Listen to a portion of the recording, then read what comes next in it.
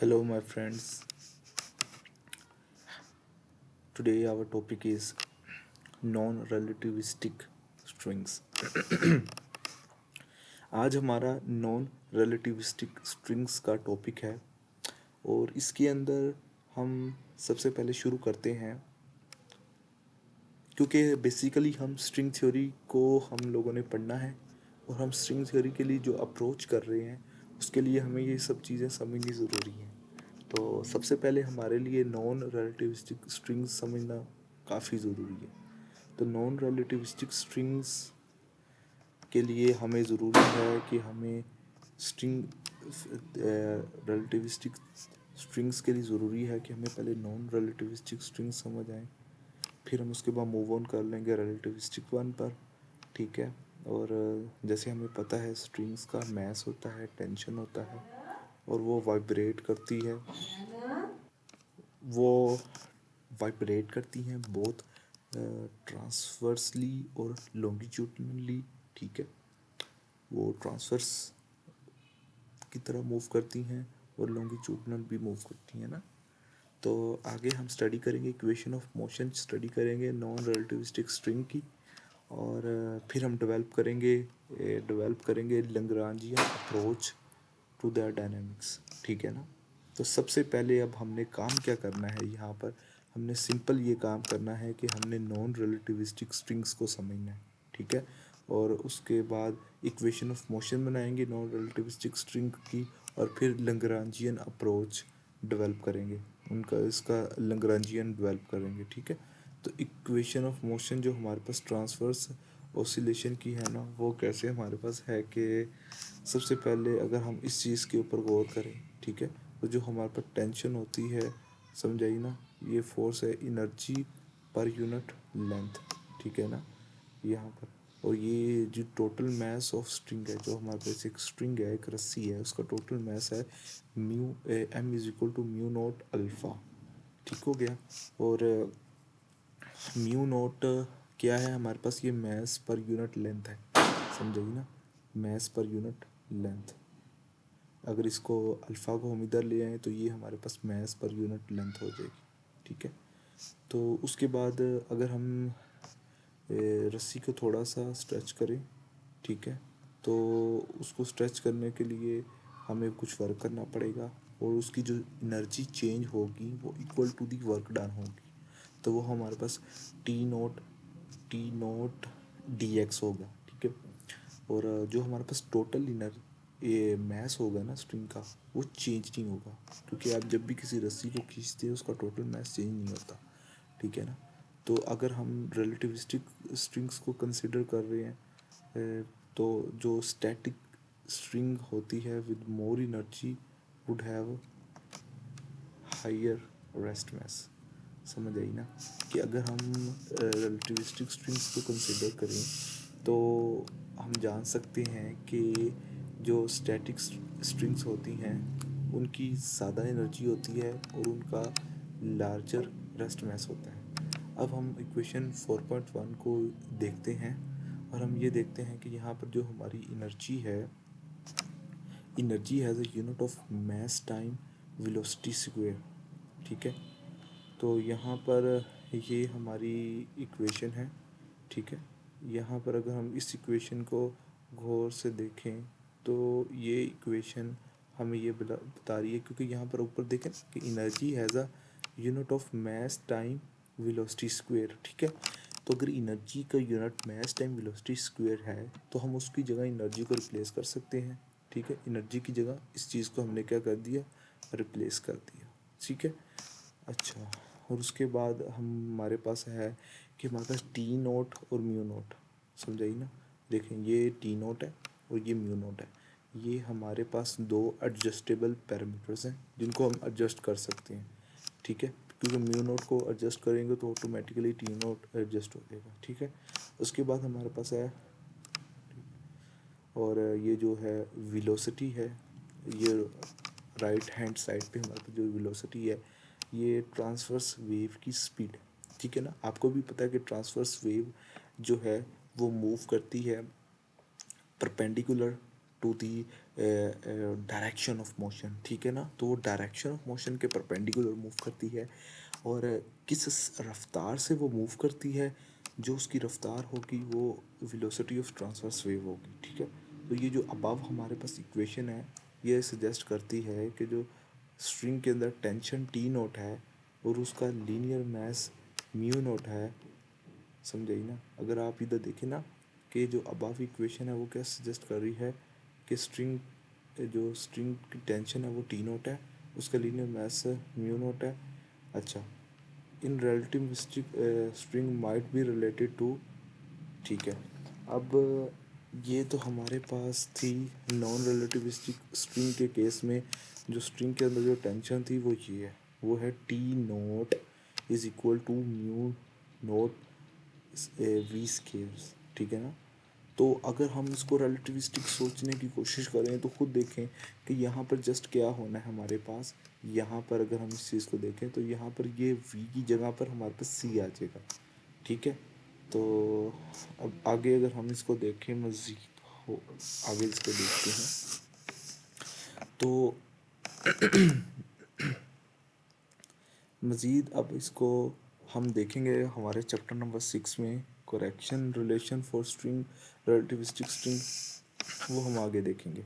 अब हम return back करते हैं हमारे पास क्लासिकल नॉन रिलेटिविस्टिक स्ट्रिंग्स। पहले जेन में रखें कि हम जिस स्ट्रिंग्स की बात कर रहे हैं वो क्लासिकल हैं, दूसरा वो नॉन रिलेटिविस्टिक हैं, समझ आई ना। मतलब उसमें ना कोई क्वांटम हमने अभी इंक्लूड की है, ना कोई हमने उसके अंदर रिलेटिविस्टिक अफेक्ट्स इंक्लूड किए हैं। तो अब हम अपनी फिगर को देखते हैं, हम अब अपनी फिगर को देखते हैं। इस फिगर्स को भी आप देख लें कि यहाँ पर हमारे पास शॉर्ट पीस है क्लासिकल नॉन रिलेटिविस्टिक स्ट्रिंग का, जो वाइब्रेट कर रहा है ट्रांसवर्सली, ठीक है, with different slopes at two different points, समझ आई ना, कि टू डिफरेंट पॉइंट्स के ऊपर इसकी डिफरेंट स्लोप। ये आप इसको देख भी सकते हैं कि इस पॉइंट पे इसकी स्लोप कुछ होगी, इस पॉइंट पे इसकी स्लोप कुछ होगी, ठीक है। और उसके बाद अगर अब हम इसकी equation of motion figure out करते हैं तो हम कंसिडर करते हैं स्मॉल पोर्शन जो कि एक्सटेंड किया हुआ है एक्स से एक्स प्लस डी एक्स की तरफ, ठीक है, और with Y is equal to zero, समझ आई ना। मतलब कि हमारे पास जो y है वो बिल्कुल ज़ीरो है, क्योंकि ये देखें ना, ये x और x प्लस डी एक्स की तरफ जब हम जा रहे हैं तो y के अंदर चेंज नहीं आया, ठीक है, तो y ज़ीरो है। तो this piece is shown in, इस फिगर में शोन किया है। तो at time t transverse displacement of string is y t dot t comma x, ठीक है, एट x नोट, ठीक है। और ये हमारे पास जो स्ट्रिंग की ये जो ट्रांसवर्स डिस्प्लेसमेंट है, अब देखें ट्रांसवर्स डिस्प्लेसमेंट क्या होती है कि जो उसका इनिशियल पॉइंट है, जो उसकी इक्विलिब्रियम पोजीशन है, उससे वो कितना ऊपर ट्रांसवर्स किया हुआ है, समझे ना, कितना ऊपर डिस्प्लेस किया हुआ है। तो हमारे पास ये जो एक्स पॉइंट पर वो इतना डिस्प्लेस किया हुआ है, ये देखें ना, एक्स पॉइंट पे वो इतना डिस्प्लेस किया हुआ है, और एक्स प्लस जी एक्स पॉइंट पे वो इतना डिस्प्लेस किया हुआ है, समझ आई ना। तो ये हमारे पास आ गया। उसके बाद अब हम एज्यूम करेंगे जो ओसिलेशंस है वो स्मॉल हैं। By this we mean that at all time D Y over D X is less than, ठीक है। मतलब कि ओसिलेशन ज़्यादा तेज़ रफ्तार की नहीं है, समझ आई ना। इसकी वजह से हमारे पास जो ये रिलेशन है ये लेस देन वन से होगा at any point on string, ठीक है। तो ये हमारे हमें गारंटी क्या करता है ये रिलेशन, वो ये करता है कि ट्रांसवर्स डिस्प्लेसमेंट जो स्ट्रिंग की है ना वो है small compare to the length of strings. जो एक स्ट्रिंग की लेंथ है ना, समझिए ना, अगर स्ट्रिंग की लेंथ है 10 मीटर, ठीक है, तो उसकी जो ट्रांसवर्स डिस्प्लेसमेंट है ना वो हमारे पास यहाँ पर होगी जस्ट 5 मीटर, ठीक है। तो the length of string change little and we assume tension is unchanged. ठीक है, तो अगर अगर हम यहाँ पर ये देखें कि जितनी स्ट्रिंग की लेंथ है, अगर उसके अंदर जो हम ट्रांसवर्स डिस्प्लेसमेंट दी है वो उसकी लेंथ के मुताबिक बहुत थोड़ी है, तो स्ट्रिंग की जो टेंशन है वो इतनी ज़्यादा चेंज नहीं होगी। अब यहाँ पर आगे देखिए, हमने देखा कि स्लोप जो स्ट्रिंग की है वो डिफरेंट होगी डिफरेंट पॉइंट के ऊपर, एक्स पे डिफरेंट होगी, एक्स प्लस डी एक्स पे डिफरेंट होगी। तो ये जो चेंज ऑफ स्लोप है ना, इसका मतलब है कि string tension changes direction. String के अंदर जो टेंशन है वो अपनी डायरेक्शन चेंज कर रही है। ठीक है, the portion of string under consideration feel a net force. ठीक है, तो हर उसका पोर्शन एक नेट फोर्स फील कर रहा है। ट्रांसवर्स ऑसिलेशन, तो हम यहाँ पर ओनली कैलकुलेट करेंगे कि नेट वर्टिकल फोर्स, और नेट वर्टिकल फोर्स हम कैलकुलेट करेंगे। हॉरिजॉन्टल फोर्स हम यहाँ पर निग्लिजिबल है। तो वर्टिकल फोर्स हम वर्टिकल फोर्स एट इस पॉइंट पर क्या होगी, वर्टिकल फोर्स इस पॉइंट पर, तो इस पॉइंट पर जो वर्टिकल हमारे पास फोर्स होगी वो एक्यूरेटली गिवन बाय हमारे पास टी नोट टाइम, समझे ना, at D X and is pointing up. Similarly हमारे पास वर्टिकल फोर्स एक्स वाई पे होगी, ये वाली एट एक्स, ये पॉइंटिंग डाउनवर्ड। ठीक है, तो यहाँ पर अगर हम वर्टिकल, अब इसके अगर हम कंपोनेंट ड्रा कर लें तो ये एक हमारे पास इसका एक्स कंपोनेंट आ जाएगा और ये वाई कंपोनेंट आ जाएगा। तो वाई इसका जो कंपोनेंट है वो वर्टिकल डाउनवर्ड है, और यहाँ पर जो इसका वाई कंपोनेंट है वो वर्टिकल अपवर्ड है। तो नेट वर्टिकल जो फोर्स हमारे पास होगी वो डी एफ वाई होगी, और डी एफ म्यू होगी। ठीक है, न्यू न्यू, तो यहाँ पर डी एफ न्यू हमारे पास is equal to T naught del Y over del X. ठीक है, और ये इसकी इक्वल हो जाएगी हमारे पास। और उसके बाद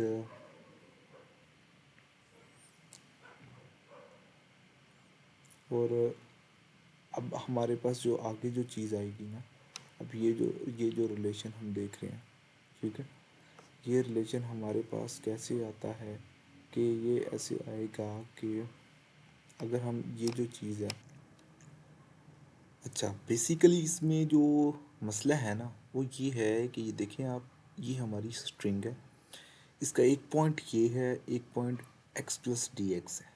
ठीक है, अब यहाँ पर एक फोर्स का जो कंपोनेंट है वर्टिकल को देखेंगे बस, यहाँ पर अपवर्ड है, यहाँ पर डाउनवर्ड है। ठीक है, अब हमने क्या किया कि हम कह रहे हैं कि जो नेट हमारे पास फोर्स होगी ना, वो जो अपर पॉइंट है हमारे पास, जो यहाँ पर एक वर्टिकल फोर्स लग रही है माइनस दिस फोर्स। ठीक है, तो वो हमारे पास ये आ जाएगी, ये हमारे पास अपवर्ड वाली, मतलब कि ऊपर वाले पॉइंट पे है जो x plus d x point पे जो फोर्स लग रही है, और ये जो एक्स पॉइंट पे फोर्स लग रही है, तो इसका जो डिफरेंस है वो हमें नेट फोर्स देगा। ठीक है, जो वर्टिकली लग रही है स्ट्रिंग के ऊपर।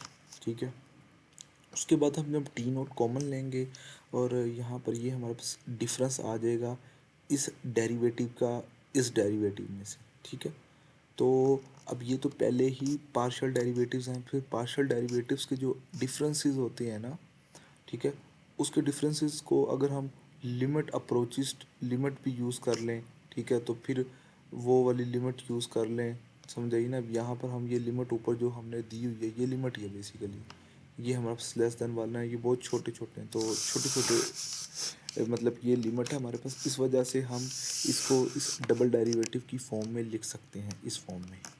ठीक है, अब यहाँ पर हमारे पास ये आ गई। उसके बाद अब जो हमारी स्ट्रिंग है उसको हमने स्ट्रेच किया एक्स से D D x, x plus d x point तक। ठीक है, तो जब हमने स्ट्रेच किया तो वो जो उसका मतलब कि हमारे पास उसकी मास डेंसिटी है वो हमारे पास हमने आगे भी देखी है, वो mu naught time D x होती है। अब हम न्यूटन का जो सेकंड लॉ है वो लगाएंगे, F is equal to M A. तो ये जो ये चीज़ है ये हमारी नेट फोर्स है, ये जो हमने इधर लिख दी, ठीक है। और अब जो m क्या है, m हमारे पास यहाँ पर म्यू नॉट डी एक्स है, ठीक है। और ये हमारे पास एक्सेलरेशन है। अब आगे हमने जस्ट कुछ नहीं करना, जस्ट डी एक्स दोनों साइडों से कैंसिल आउट हो जाना है और ये साइड इधर आ जानी है और ये दिस इज़ आवर इक्वेशन। और उसके बाद अब हमने इसमें थोड़ी सी और मॉडिफिकेशन करनी है। हमने ये जो चीज़ है इसे इस कांस्टेंट की फॉर्म में लिख देना है। और हमारे पास ये जो इक्वेशन अब आपको नज़र आ रही है, ये हमारे पास वेव इक्वेशन है, ठीक है। अब हमने रस्सी से शुरू किया, एक स्ट्रिंग से शुरू किया और हम एक अपनी वेव इक्वेशन हमने रेडी कर ली। वेव इक्वेशन हम रेडी कर चुके हैं। अब इसमें जो कांस्टेंट हमने इसको दिया था, इस चीज़ को वी नॉट कहा था, तो वो V nought is equal to T nought over mu nought का स्क्वायर रूट है। तो अब ये जो चीज़ है ये हमें क्या बता रही है, ये चीज़ हमें बहुत कुछ बता रही है। यहाँ पर अगर गौर से देखें तो अगर हमारे पास स्ट्रिंग के अंदर जो मतलब कि टेंशन अगर ज़्यादा होगी, स्ट्रिंग अगर ज़्यादा तनी हुई होगी, ठीक है, एक ज़्यादा तनी हुई स्ट्रिंग है, ठीक है, तो उसके अंदर जब हम ऐसे ट्रांसवर्स वेव पैदा करेंगे ना, तो उनकी जो रफ्तार होगी वो ज़्यादा होगी। कम तनी हुई होगी तो उनके अंदर ट्रांसवर्स वेव जो हम जनरेट करेंगे उनकी रफ्तार कम होगी, ठीक है। तो ये चीज़ होती है इसमें। और अगर हमारे पास स्ट्रिंग लाइटर है, उसका मैस कम है, जैसे ये म्यू नॉट का फैक्टर वही हमें बता रहा है, तो क्या होगा कि जो हमारे पास स्ट्रिंग है ना, mu nought basically mass density है ना, मैस पर यूनिट लेंथ, ठीक है। तो अगर म्यू नॉट का फैक्टर कम है तो इसका मतलब यूनिट लेंथ के ऊपर मैस कम है, ठीक है।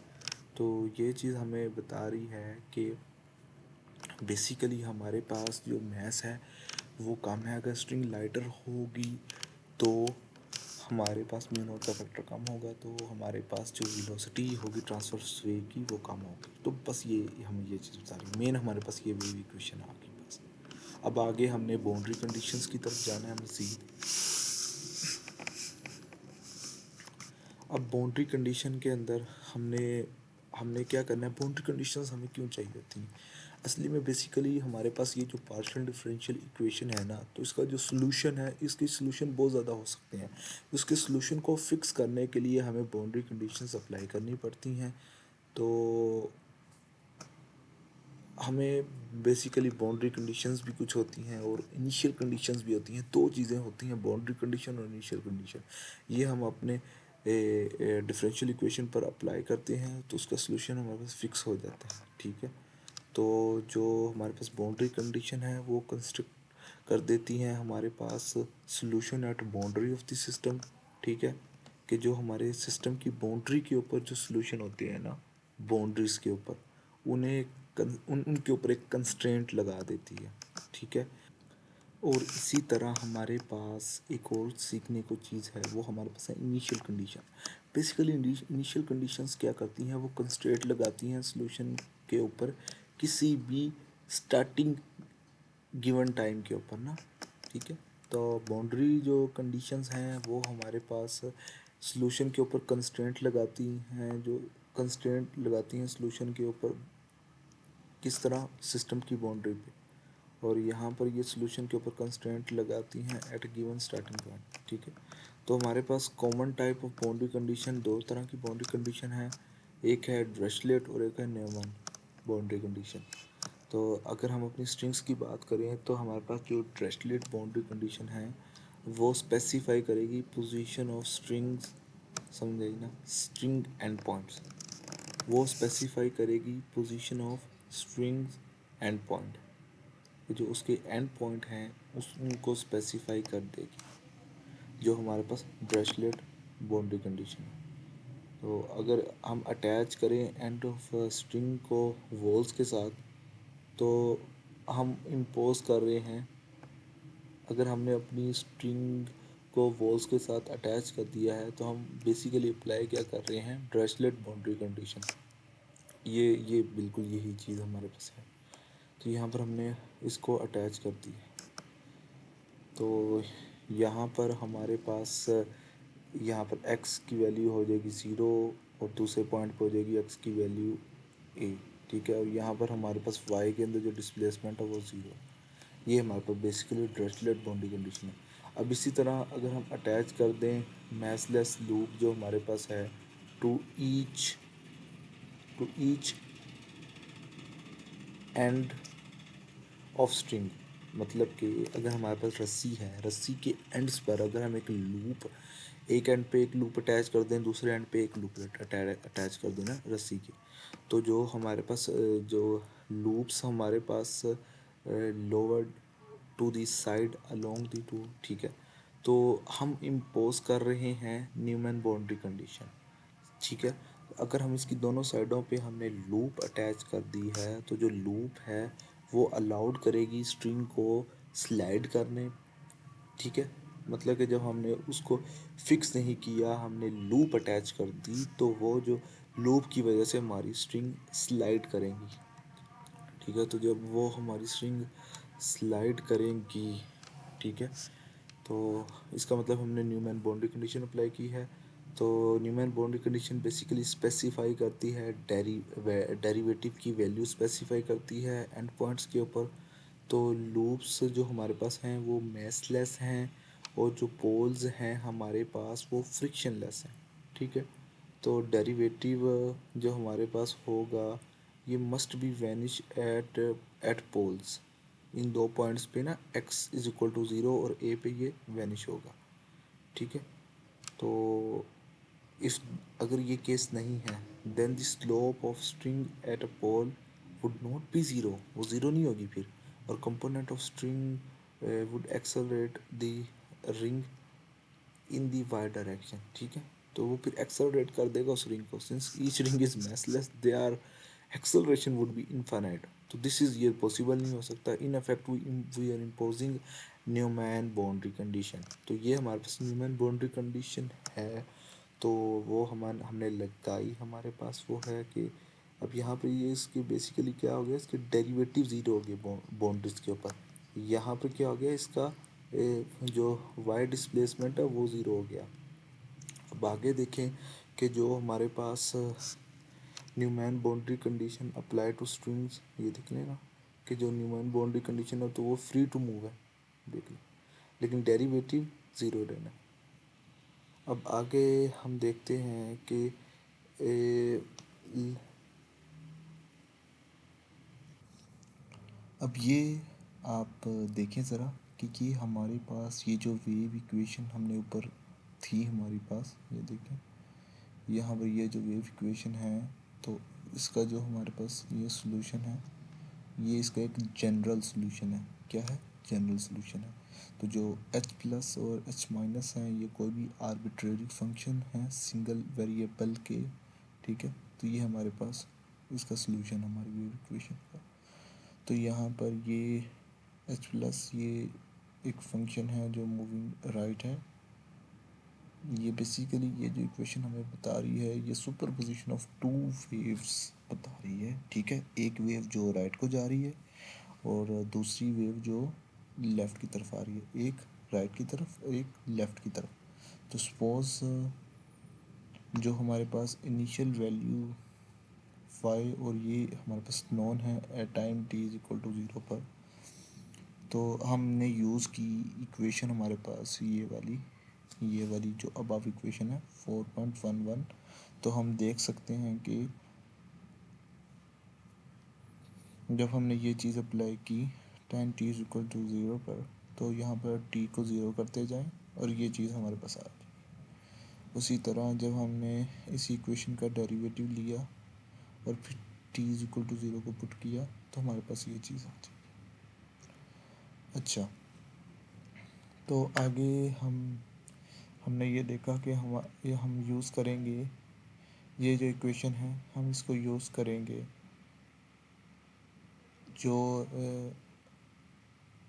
एच माइनस को सोल्व करने के लिए in terms of H plus, ठीक है। तो हम सब्सटीट्यूट इंटू 14.13 करेंगे और we get a first order equation for H plus, and once we solve H plus तो हम एक अप्रोप्रिएट बाउंड्री कंडीशन यूज़ करेंगे and we can use for again, and this time to find the explicit form of H minus. So with H plus and H minus known, full solution of equation is given is given by this. ठीक हो गया. तो ये जो recipe लिखी हुई है कि किस तरह हम इनके फुल सॉल्यूशन फाइंड कर सकते हैं. तो करना कुछ भी नहीं है इसके अंदर, बिल्कुल सिंपल सी चीज़ है कि हम यहाँ पर इस इक्वेशन को सॉल्व करेंगे एच के लिए, जो इन टर्म्स ऑफ एच प्लस होगा. फिर सब्स्टिट्यूट कर देंगे इस एच माइनस की वैल्यू को इस इक्वेशन के अंदर. ठीक है, तो हमारे पास first order partial differential equation बन जाएगी, ऑर्डिनरी डिफरेंशियल इक्वेशन बन जाएगी फॉर एच प्लस, क्योंकि ये सारी इक्वेशन एच प्लस की फॉर्म में आ जाएगी. तो जब हम इसको सॉल्व करेंगे एच प्लस के लिए यूजिंग अप्रोप्रिएट बाउंड्री कंडीशन, समझे ना, बाउंड्री कंडीशंस को यूज़ करके, तो वी कैन यूज़ ये जो है अगेन यूज़ करेंगे and this time to find the explicit form of H minus. तो एच प्लस और एच माइनस नॉन है, तो फुल सोल्यूशन आ जाएगा हमारे पास. ठीक है, अब हमारे पास आगे हमने करना है फ्रीक्वेंसी ऑफ ट्रांसवर्स ऑसिलेशन. तो ये हमारे पास हमने सपोज की है कि एक हमारे पास स्ट्रिंग है जो उसका ईच पॉइंट है ना वो ऑसिलेट कर रहा है इन वाई डायरेक्शन साइनोसोडली. ठीक है, तो ये हमारे पास ये वो फॉर्म आ गई. ठीक है, ये जो हमारे पास ये वाई टी कोमा एक्स है, ये हमारे पास डिस्प्लेसमेंट इन प्लेन है, समझे ना. ये displacement in Y X T plane के अंदर है ना, ये हमारे पास डिस्प्लेसमेंट कि वो जो पॉइंट है जो ओसिलेट कर रहा है, समझे ना, इक्विलिब्रियम पोजीशन से ऊपर फिर नीचे, तो वो ये उसकी डिस्प्लेसमेंट बता रहा है कि वो कितना ऊपर गया है कितना नीचे आया है. तो उसके बाद हम क्या करेंगे, सब्स्टिट्यूट कर देंगे इस इक्वेशन को हम 4.6 के अंदर. जब इस इक्वेशन को हम 4.6 के अंदर सब्स्टिट्यूट करेंगे, अभी हम देखते हैं हमारी 4 इक्वेशन के, ये देखें, ये जो हम अपने इसको 4.6 के अंदर जब सब्स्टिट्यूट करेंगे ना, तो अभी हम देख लेंगे. तो जब सब्स्टिट्यूट हम इस चीज़ को 4.6 के अंदर हमने, ये देखें ये हमारी 4.6 है, तो इसके अंदर जब हम सब्स्टिट्यूट करते हैं ना, तो कैंसिल करेंगे सारे कॉमन टाइम डिपेंडेंस और हम फाइंड करेंगे कि हमारे पास ये चीज़ आ जाए. अब ये ordinary second order differential equation है for profile y of x के लिए, और यहाँ पर ये जो मेरे ये सारे कॉन्स्टेंट्स हैं. तो Dirichlet boundary condition 4.9 we have a non trivial solution. ठीक है, अगर हम इसके ऊपर ड्रेसलेट बाउंड्री कंडीशन यूज़ करें तो हमारे पास नॉन ट्रिवियल सॉल्यूशन होंगे, और वो ये होंगे इस इक्वेशन के. ठीक है, तो अब हम आगे चलते हैं. ये हमारे पास ओमेगा एन है, ये हमारे पास उसका फॉर्मूला आ गया. ओमेगा को हम इस तरह डिफाइन कर रहे हैं. ठीक है, क्योंकि ये बेसिकली जब हम इस इक्वेशन को जब हम क्या करेंगे, इस इक्वेशन को जब हम इसके अंदर डालेंगे, तो यहाँ से हम ओमेगा की वैल्यू निकाल सकते हैं. आप निकाल सकते हैं, ये कैलकुलेशन है सिंपल सी, आप कर लेंगे. और उसके बाद न्यूमन, अब यहाँ पर ये देखिए ना, ये जो फ्रीक्वेंसी ऑसिलेशन फॉर, ये हमारे पास आ गई frequency oscillation for Dirichlet strings, और strings on violins are called Dirichlet string. ये आपने हमेशा याद रखना है, वायलिन के ऊपर जो स्ट्रिंग्स हैं वो ड्रेसलेट स्ट्रिंग करते हैं. तो इसलिए वायलिन को अगर हमने करेक्टली ट्यून करना होता है जब कभी करेक्ट फ्रिक्वेंसी के ऊपर, तो हमें एडजस्ट करनी पड़ती है स्ट्रिंग की टेंशन. ठीक है, तो अगर हम ज़्यादा टेंशन रखेंगे तो हायर दी पिच. ठीक है, जैसे ये हम इक्वेशन बता रही है कि ज़्यादा टेंशन रखेंगे तो हायर दी पिच. ठीक हो गया. अब न्यूमन के केस के अंदर जो हम ऑब्टेन करेंगे स्पेटियल सॉल्यूशन. कि अगर हम इस इक्वेशन के ऊपर न्यूमन के जो बाउंड्री कंडीशन है वो अप्लाई कर दें तो हमारे पास क्या आएगा, हमारे पास बेसिकली क्या आएगा, हमारे पास ये सॉल्यूशन आएगा। ठीक है, तो दिस टाइम अगर हम n को 0 करते हैं तो solution is little less trivial हमारे पास होगा। तो अगर strings does not oscillate but it is rigidly translated to this the oscillation frequency जो है वो हम फाइंड कर लेंगे जैसे हम ब्रेसलेट के लिए किया ऊपर। जस्ट क्या करेंगे कि इसको इसको हम अपने इस चीज़ को हम प्लग कर देंगे इसके अंदर और हमारे पास इसी तरह ही फ्रीक्वेंसी आ जाएगी। ठीक है, तो तो यहाँ पर एक हैरानकुन बात है कि ऑसिलेशन फ्रीक्वेंसी है सेम इन न्यूमन और bracelet problem. The Newman case admit one extra solution not included in our oscillationary ansatz। एक वन एक्स्ट्रा सोल्यूशन है लेकिन वो हमारे इंक्लूड नहीं है। तो string theory can translate with A common answer. ठीक हो गया। तो अब हम आगे चलते हैं मोर जनरल ओसिलेटिंग स्ट्रिंग्स की तरफ। अब इस चीज़ को जो हमने ऊपर रिजल्ट निकाला है उसको हम मोर जनरल करेंगे। तो वो इसको हम मोर जनरल करते हैं, इसको अब हम मोर जनरल करते हैं और अब हम कहते हैं कि अगर हम we can take a mass density of a string to be a function mu of x of a position। तो जो हमारे पास अब देखें ना, अब यहाँ पर हमने क्या किया, जो हमारी mass density है ना उसको फंक्शन बना दिया x का, पोजीशन का। तो हमारे पास जो फॉर्म हमारे पास आई थी ना 4.6 की फॉर्म थी वेव इक्वेशन की, वो चेंज नहीं होगी। ठीक है, तो examination of little pieces of string. ठीक है, अब हमारे पास ये जो चीज़ है ये हमारे पास ये हम फॉर्म गेन कर लेंगे। ठीक है, आगे है कि नॉर्मल ओसिलेशन के लिए हम यूज़ करेंगे हमारे आंसर्स जो 14.14 में हमने यूज़ की निकाले थे। ठीक है, 14.14 अगर हम देख लेना तो ये चीज़ इस आंसर्ट को यूज़ करेंगे हम। ठीक है, तो आगे ये जो हमारे पास इक्वेशन है इसको हम क्या करेंगे कि अब यहाँ पर देखें कि ये जो हमारी इक्वेशन है ये कोई इतनी आसान नहीं है कि हम इसको सॉल्व करें, समझे ना।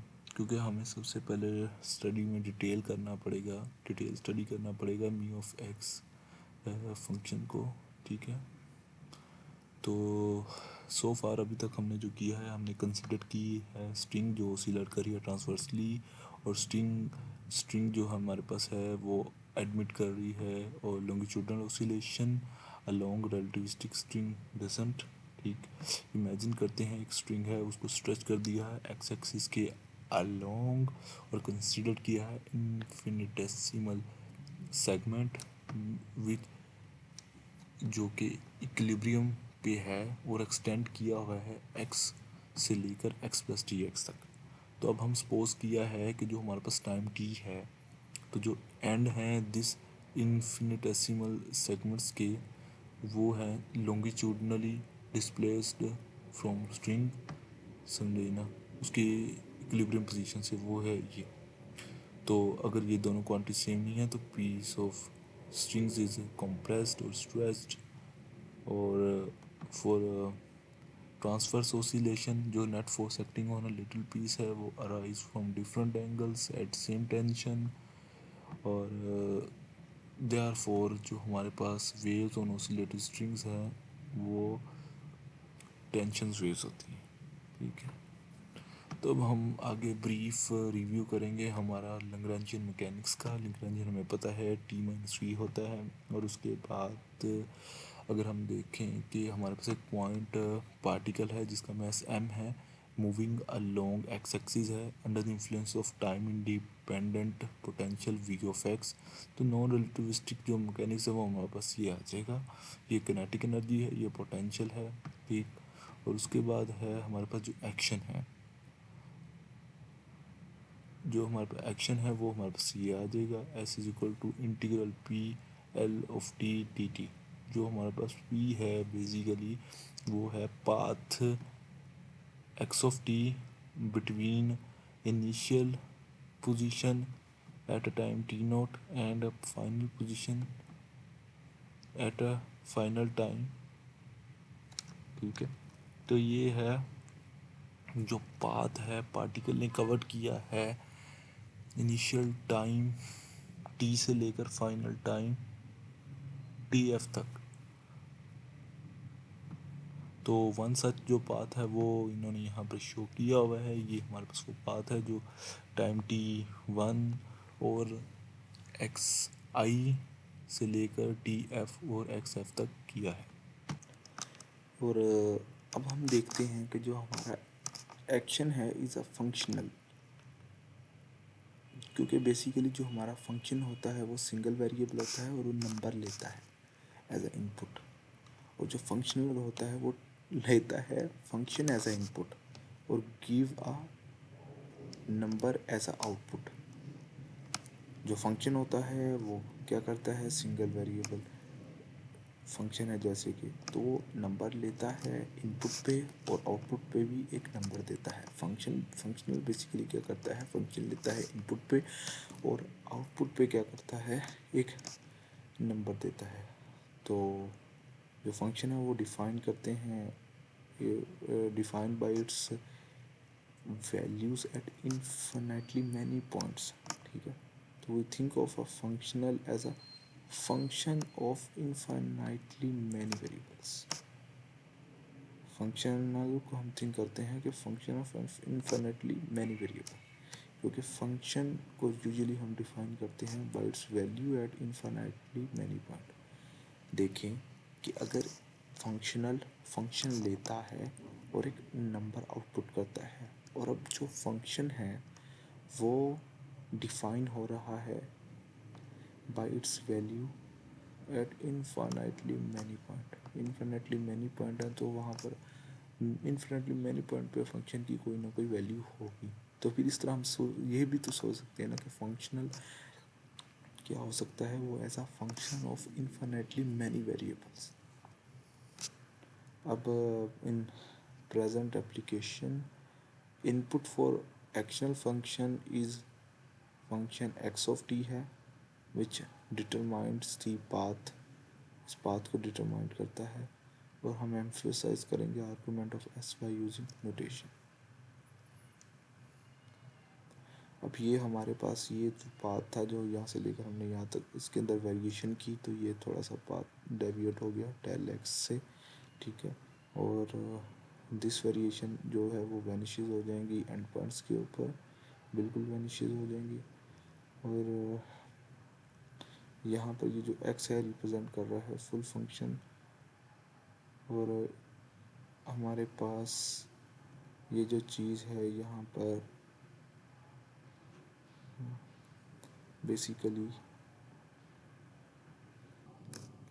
बेसिकली हमने आगे क्या करना है कि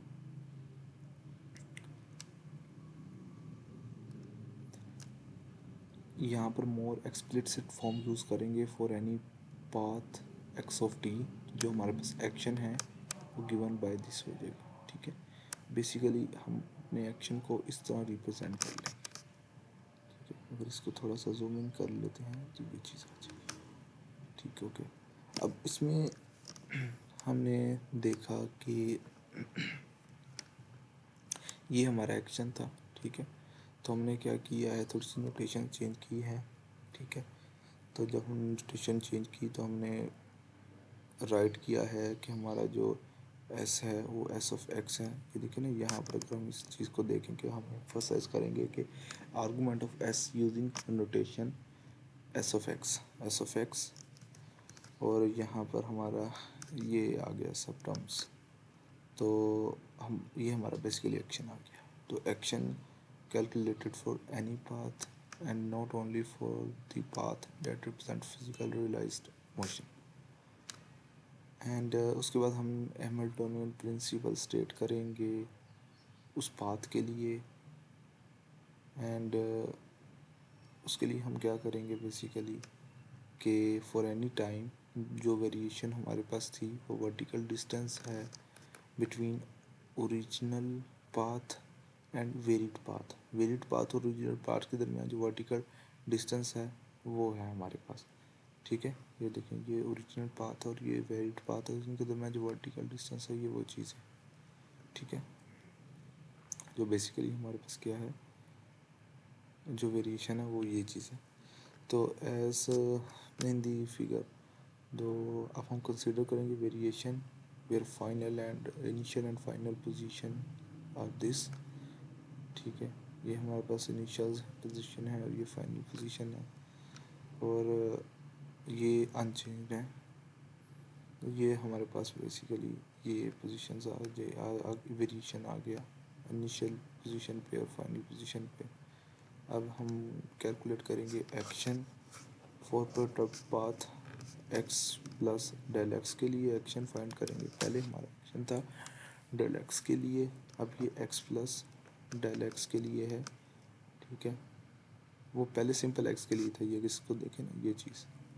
तो यहाँ पर सब चीज़ों में ये जो जैसे यहाँ पर t था यहाँ पर x था, ठीक है। तो यहाँ पर x of t plus del x of t आ जाएगा।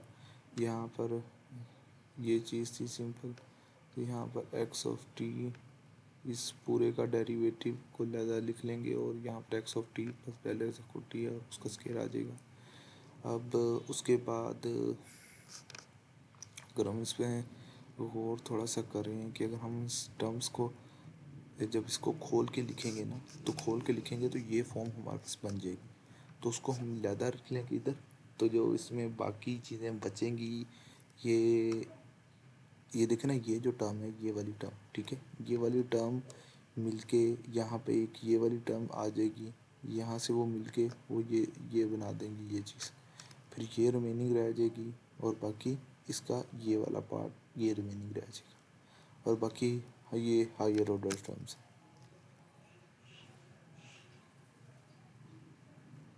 और आगे उसके बाद हमने क्या करना है कि ये हमारे पास डेल एस है, जो कि ये चीज़ है हमारे पास, जो हमारे पास ये जो डेल एस है ये क्या चीज़ है, ये चीज़ हमारे पास है। तो जो ये चीज़ है ना, ये चीज़ इसको हम क्या कह रहे हैं कि ये हमारा क्या है, डेल एस है। तो अगर हमने इक्वेशन ऑफ मोशन फाइंड करनी है तो वेरिएशन जो डेल एक्स है उसको रिटर्न करेंगे इस फॉर्म के अंदर कि डेल एक्स और ये टी और डेल एक्स ऑफ टी इस फॉर्म के अंदर। तो in particular no derivative must be acting on del x, तो वो achieved by using integration by parts. तो हम बेसिकली यहाँ पर इंटीग्रेशन बाय पार्ट्स लगाएंगे। तो बेसिकली यहाँ पर हमने क्या किया है कि अब बेसिकली इसमें क्या है कि यहाँ पर हमने क्या किया, इंटीग्रेशन बाय पार्ट्स यूज़ करेंगे ताकि हम अपना जो डेल एस है ना इसको हम इस फॉर्म में ले आए। ये फॉर्म क्या है, del s integration d t del x of t और ये इसमें हमारा एक फैक्टर आ जाएगा। इस फॉर्म में हमने इस इक्वेशन को अब लेकर आना है। तो क्या करेंगे हम सबसे पहले कि अब इसका अगर ये फॉर्म ले लेना कि अगर हमने इसका टाइम डेरिवेटिव लिया ना, ठीक है। तो अगर हम प्रोडक्ट रूल लगाएंगे तो एक पे हमारे पास यहाँ पर डबल डॉट आ जाएगा, ठीक है। तो वो फिर इससे कैंसिल हो जाएगा, तो यही फॉर्म हमारे पास रिकवर्ड हो जाएगी जो ऊपर है, ठीक है। तो ये बस इसके अंदर थोड़ी सी मैनिपुलेशन की है और कुछ भी नहीं किया। उसके बाद अब हमने क्या करना है कि यहाँ पर इंटीग्रेशन बाय पार्ट्स कर लेनी है, ठीक है। जब हम इंटीग्रेशन बाय पार्ट्स कर लेंगे तो ये हमारे पास फॉर्म आ जाएगी, ठीक है। तो ये जो हमारे पास फॉर्म आ जाएगी,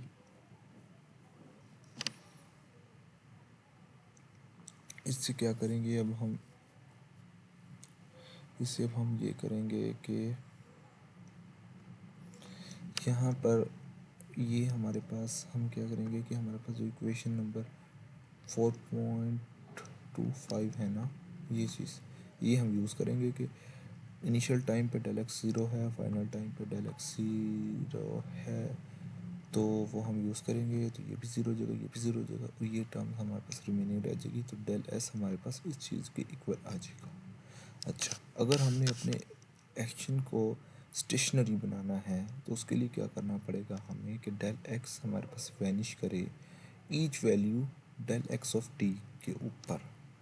तो इसको होने के लिए क्या होगा कि जो हमारे पास ये जो फैक्टर इसके साथ मल्टीप्लाई हो रहा है ना, इसको इक्वल टू होना चाहिए ज़ीरो। फिर ये डेल एक्स ऑफ टी की हर वैल्यू पे डेल एस जो है वो ज़ीरो होगा, तो एक्शन हमारा स्टेशनरी होगा।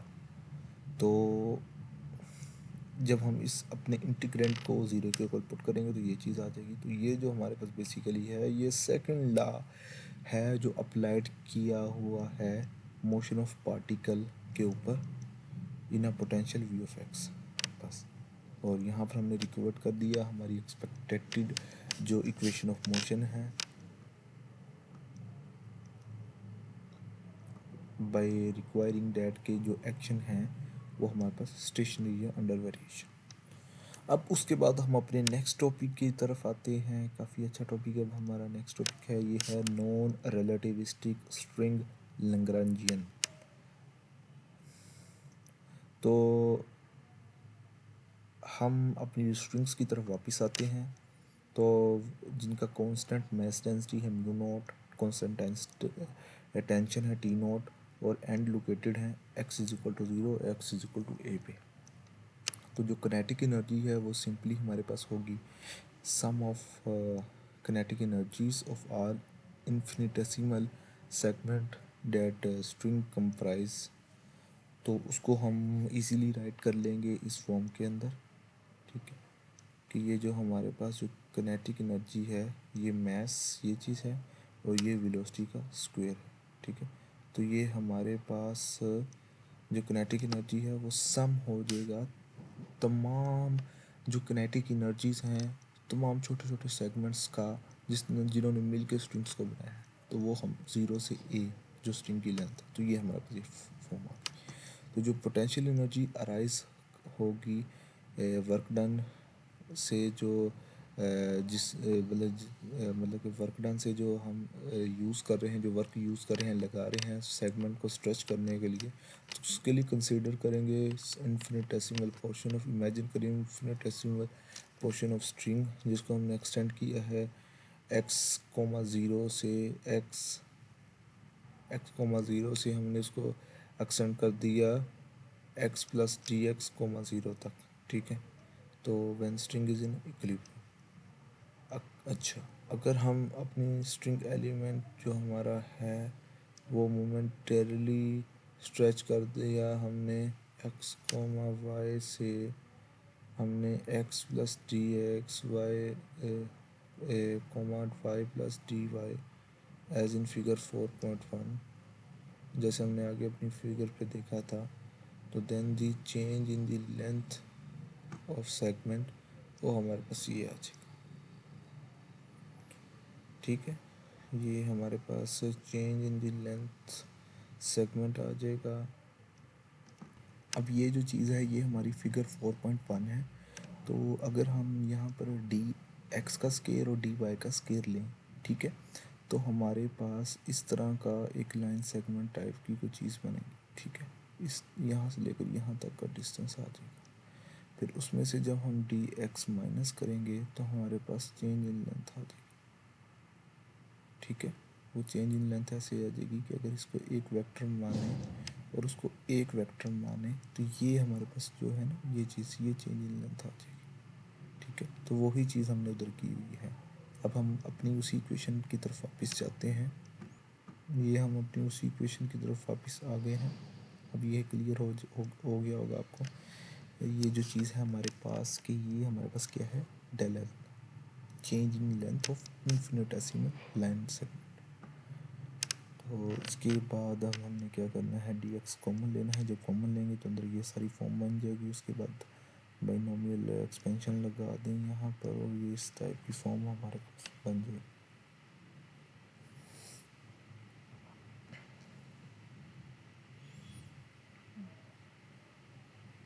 ये बाद में 1 1 से कट जाएगा।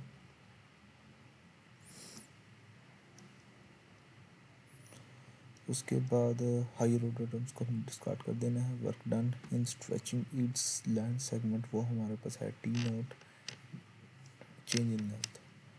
तो जो हमारे पास पोटेंशियल एनर्जी है, जो वर्क डन होगा वो ये चेंज इन लेंथ को हम जब टी नोट से मल्टीप्लाई करेंगे तो वो वर्क डन आ जाएगा। और ये हमारे पास क्या है, पोटेंशियल एनर्जी टोटल होगी, वो क्या होगी हमारे पास, वो पोटेंशियल एनर्जी बेसिकली हमारे पास ये फॉर्म आ जाएगी, ये चीज़ आ जाएगी। अब यहाँ पर इसी इसी के अंदर हमने जस्ट क्या करना है, ये वैल्यू पुट कर देनी है और ये हमारे पास टी नोट आ जाएगा। क्योंकि एक इन्फिनिटेसिमल जो लाइन सेगमेंट है उसको उसको स्ट्रेच करने के लिए इतना वर्क लगता है, तो ज़ीरो से ए लाइन सेगमेंट को स्ट्रेच करने के लिए क्या करना पड़ेगा, हम इंटीग्रल ले लेंगे ज़ीरो से ए, तो उसको स्ट्रेच करने के लिए हमें इतना वर्क करना पड़ेगा, ठीक है। तो वो जो वर्क ही हमारे पास पोटेंशियल एनर्जी होती है, तो वो इस तरह आ गई। अब हमारे पास लैग्रांजियन फॉर अ स्ट्रिंग वो गिवन बाय है टी माइनस वी। अब जो हमारे पास टी था जो कि हमारे पास किनेटिक एनर्जी थी, वो हमारे पास ये है, ये हमारे पास टी है। टी का एक्सप्रेशन हमने यहाँ पर डालना है, ठीक है। टी का एक्सप्रेशन डालेंगे और फिर हम वी का एक्सप्रेशन डालेंगे, तो ये चीज़ कॉमन ले लेंगे क्योंकि लिमिट्स जो इंटीग्रेशन साइन की जो लिमिट है ना 0 to 8 दोनों की सेम है, तो वो कॉमन आ जाएगी, तो ये फॉर्म आ जाएगी हमारे पास। अब यहाँ पर ये जो चीज़ है ना, ये हमारे पास है लैग्रांजियन डेंसिटी। तो ये हमारा पास है लैग्रांजियन डेंसिटी। तो ये जो चीज़ है हमने इसको इस तरह लिख दिया। तो यहाँ पर लैग्रांजियन डेंसिटी बेसिकली क्या चीज़ होती है, ये लैग्रांजियन होता है, लेकिन ये बेसिकली ये फंक्शन ऑफ हमारे पास वाई का पार्शियल ये फंक्शन है, दो वेरिएबल का होता है, एक partial Y by partial T, दूसरा partial Y by partial X. उसके बाद है हमारा action for our string is there for, जो हमारा एक्शन होगा हमारी स्ट्रिंग का, वो बेसिकली ये होगा कि हमने यहाँ पर क्या किया कि यहाँ पर ये जो चीज़ है हमारे पास, ये जो चीज़ यहाँ पर क्या किया कि ये जो डी ऑफ टी है, ठीक है, डी ऑफ टी की जगह हम क्या करेंगे कि ये देखिए ना, ये हमारे पास डी ऑफ टी है, तो ये d of t basically equal to ये चीज़ है, तो ये भी पुट कर देंगे।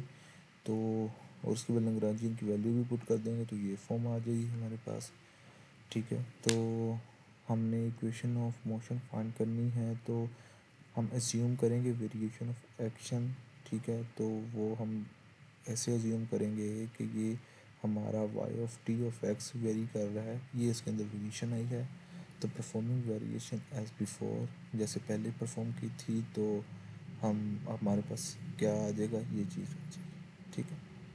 बेसिकली ये चीज़ आ जाएगी, जैसे हमने पहली वेरिएशन परफॉर्म कर ली थी, तो ये चीज़ आ गई थी, उसको हम प्रूव भी कर सकते हैं, ठीक है। ये बेसिकली यहाँ पर हमने पूरा मेथड दिया हुआ है, ये चीज़ आप इसको देख लें, इस सारे प्रोसेस के साथ हम इसको प्रूव भी कर लेंगे, ठीक है। अब उसके बाद हम बाद में क्या करेंगे,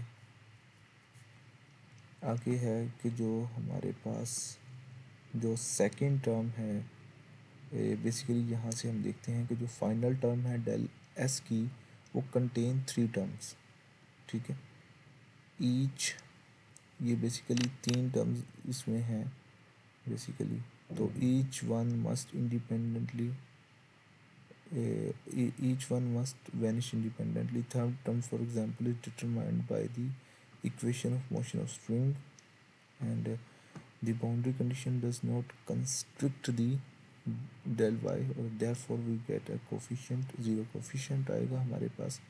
तो इसके बाद हम बेसिकली क्या कहते हैं कि जी सेकंड टर्म जो इक्वेशन 4.39 के अंदर हमारे पास है ना, ये बेसिकली ये चीज़, तो it concern the motion of strings end point. तो this term vanish by specifying इधर ड्रेसलेट और नॉर्मल कंडीशन। ठीक है, तो ये जो हमारे पास ड्रेसलेट और नॉर्मल कंडीशन से ये वैनिश हो जाएगी। ओके, बेसिकली ये होती है ना ड्रेसलेट, ये नॉर्मल कंडीशन है, वैनिश हो जाएगी हम अगर ये नॉर्मल कंडीशन लगाएं। ठीक है, और अगर ये हम ब्रेसलेट लगाएं, ठीक है, ये देखिए ना, अगर हम ये ब्रेसलेट लगाएं तो ये वैनिश हो जाएगी, नॉर्मल लगाएं तो ये वैनिश हो जाएगी। ठीक हो गया, तो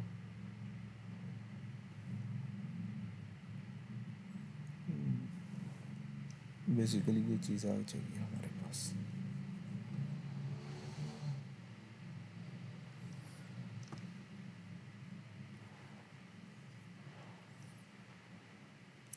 अब उसके बाद हमने क्या करना है कि अब हम आगे क्या करेंगे कि अब हम इसके मोमेंटम की तरफ देखेंगे कि जो स्ट्रिंग क्या मोमेंटम कैरी कर रही है। तो स्ट्रिंग का वाई मोमेंटम ही है क्योंकि उसका कोई और कंपोनेंट नहीं है, seem that motion is restrict to y direction. ठीक हो गया, तो उसके बाद हमारा जो मोमेंटम है वो simply sum of moment of each infinitesimal segment along a string. ठीक है, तो ये हमारे पास एक सेगमेंट है, ये मैस है और ये वी है, ये हमारा मोमेंटम होता है। तो जब हम पूरी स्ट्रिंग का मोमेंटम देखेंगे तो इस तरह आ जाएगा। तो लेट्स सी कि अब हमारा जो मोमेंटम है वो कंजर्व्ड रहता है। तो क्या होगा कि हम इसका जब टाइम के साथ डेरिवेटिव लेंगे, ठीक है, तो वो क्या आ जाएगा हमारे पास, जब टाइम का डेरिवेटिव लिया तो यहाँ पर ये डबल डेरिवेटिव बन जाएगा। और उसके बाद जब ये डबल डेरिवेटिव बन गया तो यहाँ पर हमने क्या किया है कि यहाँ पर हमने वी स्केयर से मल्टीप्लाई और डिवाइड कर दिया है, जिससे हम यहाँ पर एक्स स्केयर आ जाएगा और यहाँ पर टी नोट आ जाएगा। और उसके बाद हम यहाँ पर क्या कर देंगे, जब इस इक्वेशन को इसका ये एक डेरिवेटिव कैंसिल आउट हो जाएगा और ये इक्वेशन हमारे पास इस तरह आ जाएगी। फिर हम इसके अंदर ये लिमिट्स पुट करेंगे। यहाँ पर अगर हम देखें तो जो हमारे पास डायरेक्टलेट बाउंड्री कंडीशन है उसके मुताबिक जो हमारे पास मोमेंटम है वो कंजर्व नहीं रहता। न्यूमन से हमने देखा कि मोमेंटम कंजर्व रहता है। तो अब ये मसला हो गया है कि डायरेक्टलेट के साथ क्यों नहीं कंजर्व रहता। तो यहाँ पर ये है कि जब हमने एंड्स ऑफ स्ट्रिंग्स को अटैच कर दिया वॉल के साथ तो वॉल एक्सर्ट करेगी एक फोर्स स्ट्रिंग के ऊपर। In lowest normal mode Dirichlet for example net momentum constantly oscillate करेगा +5 और -5। That is why is this important for string theory. ये स्ट्रिंग थ्योरी के लिए क्यों ज़रूरी है, क्यों, क्योंकि लॉन्ग टाइम जो स्ट्रिंग थ्योरिसिस्ट हैं वो इसको सीरियसली नहीं ले पाए ये possibility of Dirichlet boundary condition को। और वो इसको अनफिजिकल समझते थे string theory. String momentum could fail to conserve, और वो फेल हो जाता था कंजर्व होने के लिए। मोर ओवर वाट कुड, ये क्या मतलब कि मोर ओवर ये था कि जो हमारे पास एंड पॉइंट्स थे ओपन स्ट्रिंग के वो अटैच टू व्हाट है, किसके साथ अटैच है। तो आंसर जो स्ट्रिंग थ्योरी के ने दिया वो ये था कि ये अटैच हैं डी ब्रेन्स के साथ, a new kind of dynamical extended object. तो अगर स्ट्रिंग थ्योरी अटैच है डी ब्रेन के साथ तो momentum can be conserve, momentum conserve हो सकता है। और momentum lost by string theory वो अब्सॉर्ब कर लेगा बाय डी ब्रेन्स। तो उसके बाद हम कंक्लूड करेंगे this chapter with more general derivation of equation of motion. तो वी राइट हम अपनी यूज़ करेंगे 4.35 इक्वेशन यूज़ करेंगे, जिसमें वो बेसिकली हमारे पास ये एक्शन और ये चीज़ दी हुई थी, ये वाली फॉर्म। ठीक है, और अब हम डिफ़ाइन करेंगे क्वांटिटीज़। ये एक क्वांटिटी है, ये हमारे पास P1 P पी पी को पी डैश, और ये है partial l over partial y naught, और पार्शल, और ये हमारे पास है p x is equal to partial l over partial y prime. तो वाई प्राइम की वैल्यू हमारे पास ये होती है। तो अगर यहाँ पर हम जो हमारे पास लैग्रांजियन है, लैग्रांजियन डेंसिटी है, अगर उसकी हम वैल्यू पुट करें यहाँ पर, तो उसका वाई नोट के रिस्पेक्ट पार्शल लें और फिर वाई प्राइम के रिस्पेक्ट पार्शल लें, तो हमारे पे ये वैल्यूज़ आ जाती हैं। ठीक, अब ये जो वैल्यू, अब उसके बाद हमने इसका क्या ले लिया, इस सेक्शन का वेरिएशन लिया, तो ये हमारे पास ये फॉर्म इस तरह बन जाएगी। तो जब हम इस फॉर्म इस तरह बन जाएगी, तो ये जो वाई प्राइम पी प्राइम है ये यहाँ पर आ जाएगा, और पी एक्स हमारे पास यहाँ पर आ जाएगा, ये चीज़ आ जाएगी। तो हमने स्टैंडर्ड मैनिपुलेशन हमने यूज़ करनी है। तो उसके उसको यूज़ करने के बाद ये हमारी एक फाइनल इक्वेशन आ जाएगी, ये वाली। यहाँ पर बेसिकली हमने इंटीग्रेशन बाय पार्ट्स यूज़ करके हमारी ये इक्वेशन आ जाएगी, एक फाइनल इक्वेशन। और आज का लेक्चर यहाँ तक ही था। नेक्स्ट टाइम हम अपने नेक्स्ट चैप्टर की तरफ मूव ऑन करेंगे। नेक्स्ट चैप्टर के अंदर हम रिलेटिविस्टिक पॉइंट पार्टिकल को स्टडी करेंगे। So over for now.